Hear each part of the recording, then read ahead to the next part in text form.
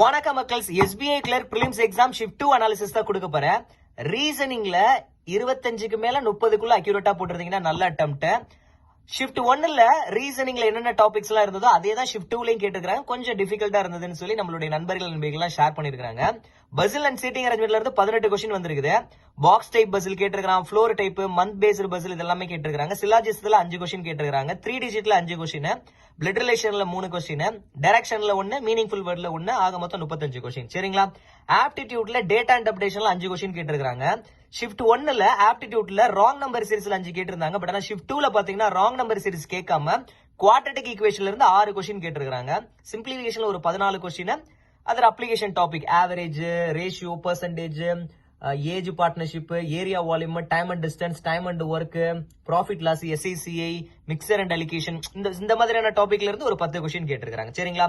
So application topic எதையுமே தொடாம ஒரு 25 question கிட்ட அக்யூரேட்டா போட முடியும். அதுல அங்கிட்டு ஏதாவது சொதப்பி இருந்தீங்கன்னா ஒரு 23, 24 அடிச்சிடலாம்.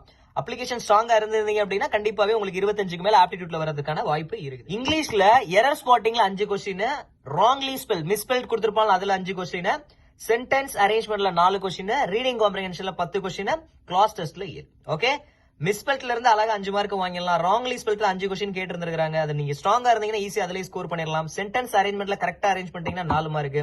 ரீடிங் காம்ப்ரிஹென்ஷன்ல உங்களுக்கு பேசேஜ் குயிக்கா புரிஞ்சுக்கக்கூடிய எபிலிட்டி இருந்ததுன்னா அதுலயுமே ஈஸியா ஸ்கோர் பண்ணி இங்கிலீஷ்ல ஒரு நல்ல அட்டெம்ப்டா கொடுத்துக்கலாம். ஓவராலா நம்மளுடைய ஸ்டூடெண்ட்ஸ் 70 to 75. ஷிஃப்ட் 2ல நிறைய மாணவர்கள் அட்டெண்ட் பண்ணது 70 to 75. சரி, ஓகே गाइस, தேர்ட் ஷிஃப்ட்னுடைய டீப் அனாலிசிஸ் நம்ம தெரிஞ்சுக்கலாம். நியூமெரிக்கல் எபிலிட்டி ஆப்டிடியூட்ல 20ல இருந்து 25க்குள்ள அக்யூரேட்டா அட்டெண்ட் பண்ணலாம்னு சொல்லியிருக்காங்க. ரீசனிங்ல 25 to 30க்குள்ள அக்யூரேட்டா அட்டெண்ட் பண்ணலாம்னு சொல்லியிருக்காங்க. இங்கிலீஷ்ல 20 to 25க்குள்ள அக்யூரேட்டா அட்டெண்ட் பண்ணலாம். 3 செக்ஷன்ல ஆப்டிடியூட் தான் கொஞ்சம் டிஃபிகல்ட்டா இருந்ததுன்னு சொல்லி நம்மளுடைய நண்பர்கள் ஷேர் பண்ணிருக்காங்க.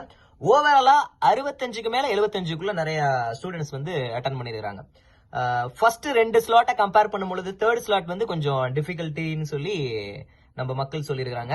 சோ ஆப்டிடியூட் தான் டஃபா இருந்தது அப்படின்ற மாதிரி ஷேர் பண்ணியிருந்தாங்க. ஆப்டிடியூட்ல சிம்பிளிஃபிகேஷன்ல 15 வந்துருச்சு, ராங் நம்பர் சீரிஸ்ல 5 வந்துருச்சு, ஆக மொத்தம் இதுலயே 20 மார்க்ஸ் கிட்ட வந்துருச்சு. சரிங்களா? அடுத்து டேட்டா இன்டர்பிரேஷன்ல இருந்து 5 கொஸ்டின் கேட்டிருக்காங்க, 25 ஆயிருச்சு. மிச்சம் எல்லாமே அதர் டாபிக்ல இருந்து ஒரு 15 கொஸ்டின். சரிங்களா?